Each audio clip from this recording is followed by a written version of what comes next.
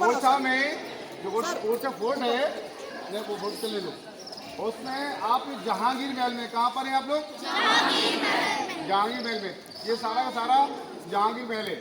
आगे लक्ष्मी महल है, और अपन लोग जहाँ एंट्रेंस किया था अपन लोगों ने, इसके पहले साइड में जो चेयर्स पड़ी हैं वो शीश महल है। उसको शीश महल होटल के रूप में उसको चेंज कर दिया गया है, ठीक है ना।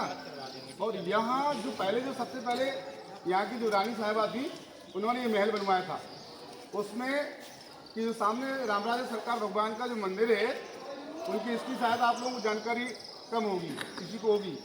वो जब भगवान तो यहाँ की रानी वो राम भक्त थी, और उनके जो पति थे राजा साहब, वो कृष्ण भक्त थे। तो रानी भगवान को बहुत अधिक मानती थी, तो उन्होंने कहा कि हम भगवान को यहाँ हम लेके आएंगे। तो यहाँ से वो पैदल पैदल यहाँ से अयोध्या गई थी, और अयोध्या में उन्होंने सरजू में भगवान से प्रार्थना की थी कि भगवान हमें बाल स्वरूप में मिलना चाहिए। और वो जब उन्होंने वहाँ सरयू जू में नदी में डुबकी लगाई, तो भगवान को उन्हें छोटे बच्चे के स्वरूप में उनको प्राप्त किया। पर उनकी शर्त थी भगवान की कि हम आपको साथ चलेंगे, लेकिन पुखन पुखन यानी पुख नक्षत्र होता है ना, पुष्प नक्षत्र होता है, उसको गांव में पुखन पुखन के लिए पुखन पुखन नक्षत्र में चलेंगी। जितना पुख नक्षत्र जितने समय के लिए रहता था, उतने ही समय वो रानी साहिबा उनको लेके चलती थी, बाकी फिर वो विश्राम करती थी।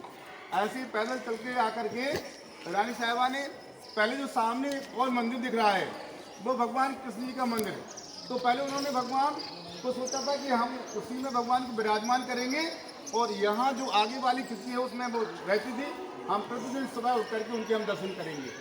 तो उनको एक थोड़ा सा प्राउड आ गया था कि सब भगवान तो सब हमारे पास है। तो भगवान ने क्या किया कि जैसे वो अपने खिड़की में लेके आए, और वो जाकर के विराज गए जहाँ अभी मंदिर है।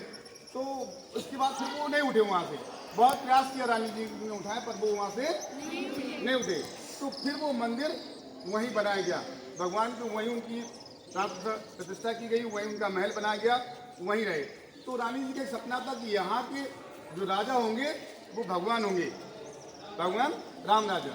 तो भगवान इसलिए यहाँ ओरछा धाम को